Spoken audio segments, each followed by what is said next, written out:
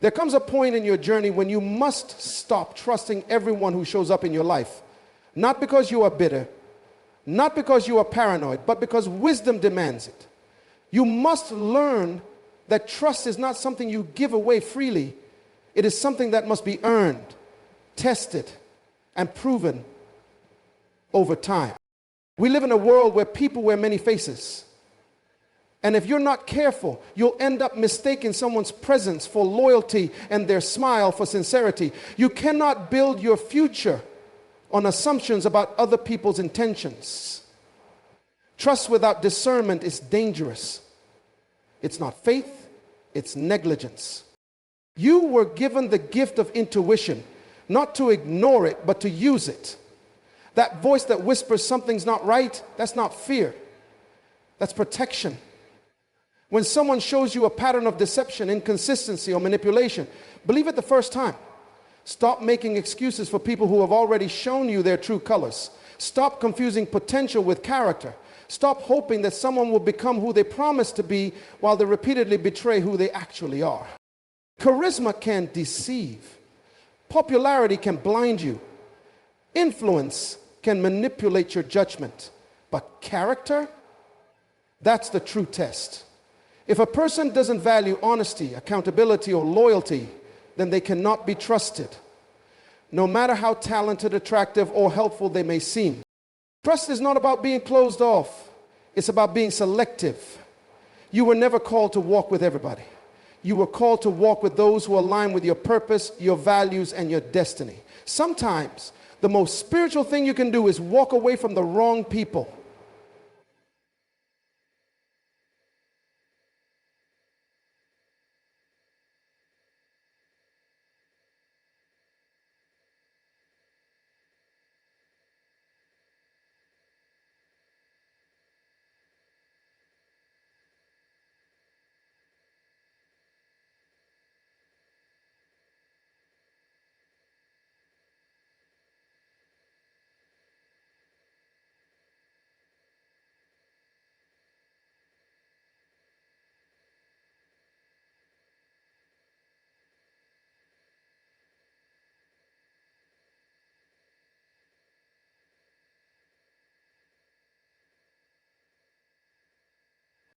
Betrayal never comes from enemies.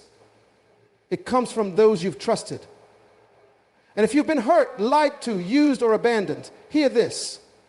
Forgiveness is your responsibility, but restoration is not. Forgiveness cleans your heart, but trust protects your future. You can release the offense without reopening the door. Protect your vision. Guard your calling. Be wise with your inner circle. Some people were only supposed to pass by, not stay. When someone shows you they can't handle your truth, your purpose, or your loyalty, don't argue. Don't fight. Just stop trusting them. It's not revenge. It's not resentment. It's called stewardship. Your future deserves better. Your calling demands better. And your peace requires it. So from this moment forward, stop trusting them until they give you a reason not to. Trust is one of the most sacred elements of any relationship, whether personal, professional, or spiritual. It cannot be given on the basis of emotion, appearance, or proximity. It must be earned. The tragedy is, many people hand out trust like it's a gesture of goodwill, hoping that the other person will honor it, respect it, or live up to it. But trust is not a gift, it's a reward. It is the result of consistent behavior, proven character, and repeated evidence of integrity. When you give trust without testing it, you expose your life, your purpose, and your vulnerabilities to someone who may not have the capacity or the intention to protect them. Too many people get hurt because they assumed someone was trustworthy simply because they were familiar. Just because someone is in your circle doesn't mean they belong in your heart. Familiarity is not a sign of loyalty. Time spent with a person is not the same as trust earned. Even family, childhood friends, or long-term acquaintances can become a danger to your purpose if their intentions are not aligned with your destiny. That's why it's dangerous to assume trust. It blinds you to patterns that are right in front of your eyes. Trust must be built slowly with discernment and wisdom. It must be tested by time, by adversity, and by opportunity. You don't know who a person truly is until they have the chance to benefit from betraying you. You don't know who values you until they're tested by your absence. It's in those moments, when pressure comes, when profit is possible, or when loyalty is inconvenient, that true trustworthiness is revealed. When you hand someone your trust without requiring responsibility, you give them access to influence your emotions, your energy, and even your future. And if they mishandle it, the damage goes deeper than betrayal. It damages your ability to trust the right people in the future. That's why the cost of unearned trust is too high. It's better to take your time, observe, evaluate. Let people prove themselves before you open the gates of your heart, your mind, or your dreams. Your trust is valuable. It is not a sign of weakness to withhold it. It is a sign of maturity. You don't owe anyone trust just because they demand it. You give it when it's deserved. You give it when it's safe. And you give it when it's clear that the person holding it values you more than what they can get from you. Until then, let trust be a prize, not a presumption. Discernment is not just a spiritual gift. It is a survival tool. It is the inner compass that helps you navigate through the illusions, deceptions, and pretenses that people present. Without discernment, you are vulnerable. You are open to being manipulated, misled, and ultimately destroyed by people who wear the mask of friendship but carry hidden agendas. Discernment allows you to see beyond words and appearances. It teaches you to detect motive behind movement and intention behind action. It is the ability to sense truth even when it's not spoken, and to recognize danger even when it's disguised as kindness. Preservation of your peace, your purpose, and your identity requires more than prayer. It requires perception. Discernment is what keeps you from trusting the wrong people, entering the wrong partnerships, or aligning with the wrong energies. Not everyone around you is for you. Some are simply in your space for observation, composition, or consumption. Without discernment, you will confuse proximity with partnership and access with alignment. But with discernment, you learn to test the spirit, to weigh the fruit of people's lives, and to separate charisma from character. Preservation means guarding what is sacred. It means protecting your calling, your mind, and your emotions from being drained by those who only come to take. Discernment helps you know when to speak and when to stay silent, when to move forward and when to pause. It empowers you to say no without guilt, to distance yourself without apology, and to choose solitude over toxic company. Discernment will not always make you popular, but it will keep you preserved. It will not always confirm what you want to believe, but it will protect what you've been called to become. You must understand that discernment is developed through intentional relationship with wisdom. It is sharpened through experience, reflection, and alignment with truth.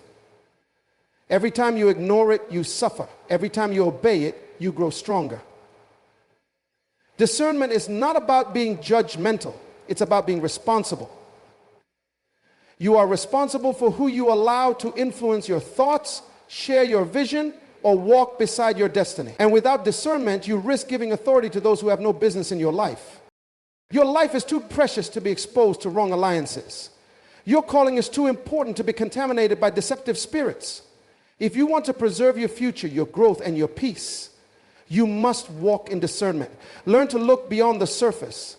Learn to listen between the lines. Learn to sense what your spirit is trying to tell you, even when your emotions want to ignore it.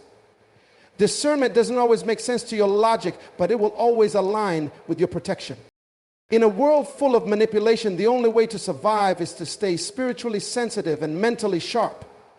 You cannot afford to trust everyone, follow everyone, or believe everything you hear. Your preservation depends on your ability to discern the real from the fake, the safe from the harmful, and the divine from the distraction. Trust your discernment. It was given to you for a reason. Charisma can attract a crowd, but only character can sustain trust.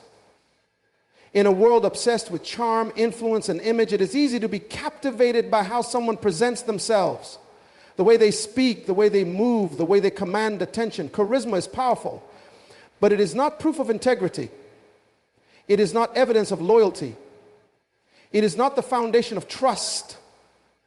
What glitters is not always gold, and what sounds good is not always true. This is why you must learn to value character over charisma. Every single time. Charisma is what people show you. Character is who they are when no one is watching. Charisma can win you over. Character keeps you safe. The person who flatters you with eloquent words but has no moral compass is dangerous.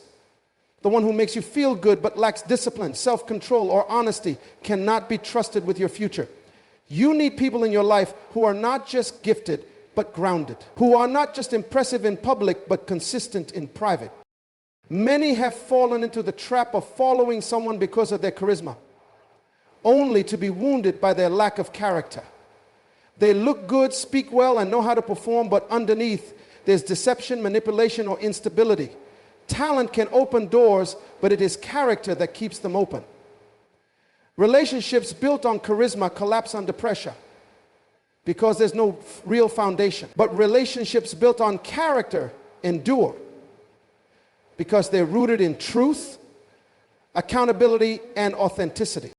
Character is not loud, it doesn't boast. It shows up in how a person handles responsibility, how they treat others when there's nothing to gain, and how they behave when they're tested. It's revealed in how they handle success, how they respond to correction, and how they deal with failure. True character doesn't need a platform to be seen. It shows up in private decisions, in quiet commitments, and in personal integrity.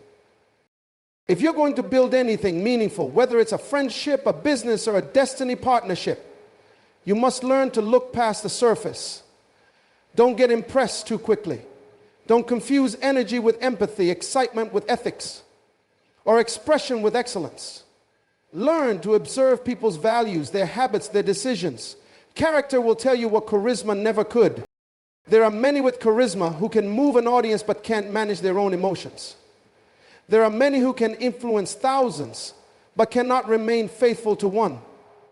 And there are many who appear successful but are internally bankrupt.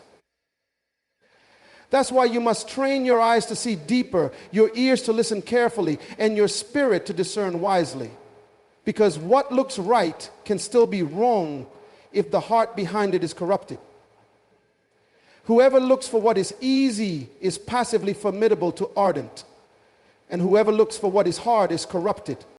In the end, your destiny will be shaped more by who you trust than by what you know. And your trust must be rooted in character. Choose to surround yourself with people who are truthful, accountable, humble, and disciplined. People who value principles more than praise. People who do right even when it costs them. Because when the storm comes, and it will, it is not charisma that will keep you standing. It is character. Betrayal doesn't always come with a warning sign. It often walks in quietly, dressed in the disguise of friendship, wrapped in smiles and speaking in soft, familiar tones. The most dangerous people in your life are not the strangers you keep your eye on. They are the ones you never thought you had to watch. They sit at your table, celebrate your wins, and listen to your secrets. They carry your trust while hiding intentions that contradict their words. This is why betrayal hurts so deeply, because it doesn't come from your enemies. It comes from those you once believed were safe. The smiling face can be a mask. And many times, the person who praises you publicly is the same one who plots against you privately. Not everyone who claps for you is cheering. Some people applaud just to stay close enough to monitor your growth. They don't love you. They want access. And once you've served their interest, they disappear, or worse, they strike. The kiss of betrayal is always intimate. It comes close. It feels personal. It pretends to care.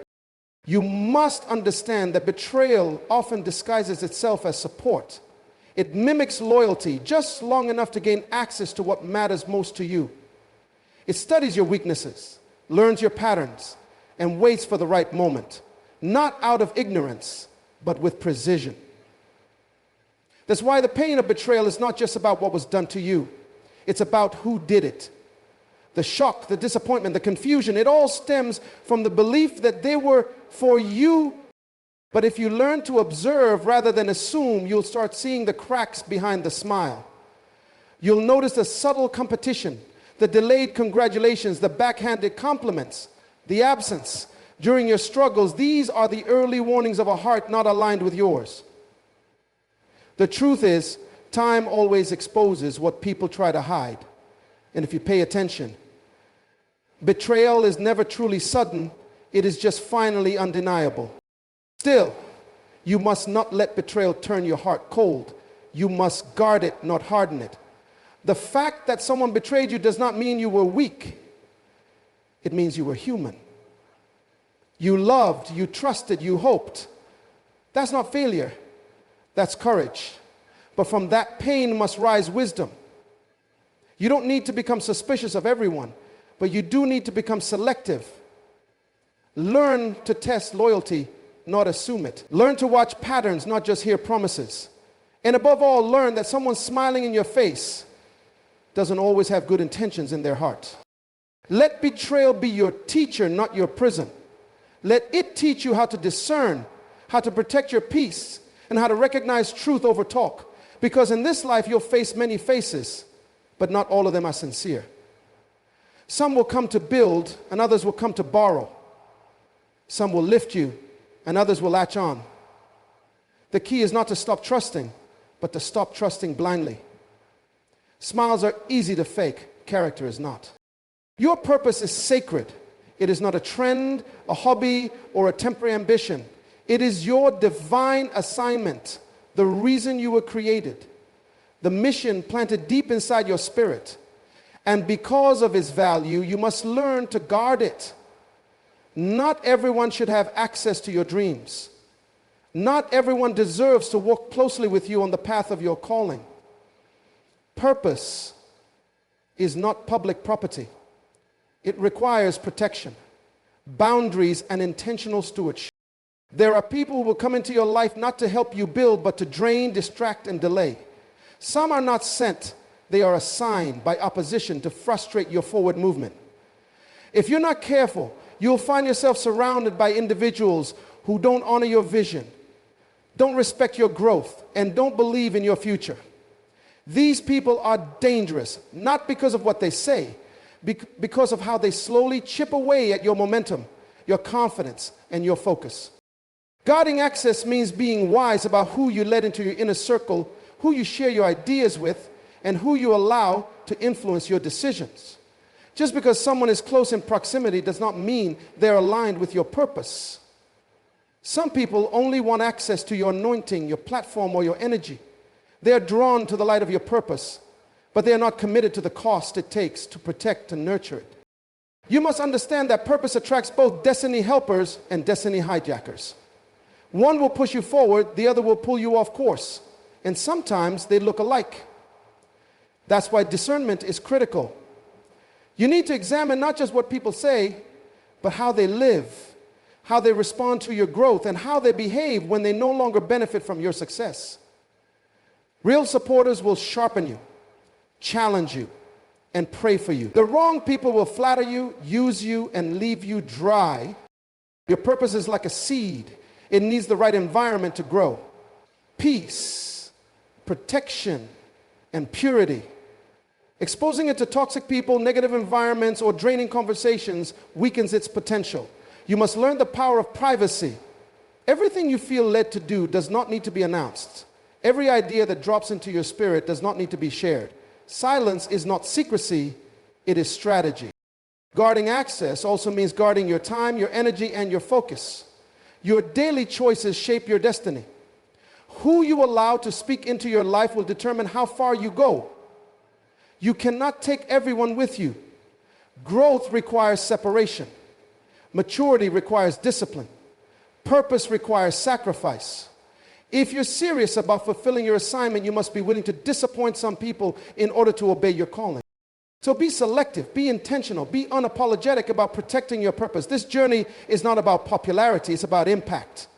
And if you're going to reach the fullness of who you were created to be, you must treat your purpose like treasure. Because that's what it is. Heaven's deposit inside of you. Guard it well. Forgiveness is a commandment of healing, not a certificate of reinstatement. When someone hurts you, betrays your trust, or violates your peace, the noble thing, the necessary thing is to forgive. Forgiveness is not about them. It's about you. It's how you set yourself free from the grip of resentment, bitterness, and emotional bondage. But once you forgive, the next decision is crucial. Just because you've let go of the offense does not mean you should give that person the same place in your life again. Forgive, but don't reinstall. There's a difference between release and restoration. Forgiveness releases you from the pain. It breaks the spiritual tie that binds you to the wound. But trust is earned, built, and often rebuilt through evidence of change. To reinstall someone who hasn't repented, hasn't grown, or hasn't acknowledged the damage they caused is not mercy. It's mismanagement of access. You must be wise enough to separate compassion from recklessness. Too often, people confuse forgiveness with reconciliation. But reconciliation requires two changed hearts, not just one. If someone has betrayed you and shown no signs of transformation, placing them back in the same position in your life only sets the stage for repeated injury. You are not obligated to give them the same space, the same trust, or the same voice. Forgiveness is free. Access is not. Letting someone back in prematurely can undo your healing. It can reignite old patterns and reopen closed wounds. You have to protect the work that was done in your spirit during the process of healing. The version of you that rose from pain, that found peace after chaos, that rediscovered strength in solitude, that version must be guarded. You don't go through hell to end up handing the keys to the same people who pushed you there. You are the only one who is allowed to end up handing the keys to the same people who pushed you there. Forgiveness is an act of strength, not weakness. It takes power to release the offense. But boundaries are an act of wisdom. You can love someone from a distance. You can bless them, pray for them, and move forward without giving them the same level of intimacy, trust, or influence they once had. That is not unforgiveness. That is stewardship. Your time, your energy, your heart, they are all resources. And not everyone should have access to them just because they say, I'm sorry. Some people need to be forgiven, but not followed. Others need to be released, but not reinvited. There's a reason you felt peace when they left. There's a reason you grew in their absence. Not everyone is meant to stay, and not everyone who returns is worthy of re-entry. Just because someone wants back in doesn't mean they belong back in. Forgiveness clears your heart. It honors your faith. It opens you to healing, but wisdom secures your future. Don't let guilt, pressure, or emotional ties convince you to reinstall someone who never changed their behavior. If someone truly values your presence, they will respect your boundaries. They will show you growth, not just speak apologies. And until that day comes, walk in love, but also walk in discernment. Forgive, yes, but don't reinstall. Not unless they've earned the right to be trusted again.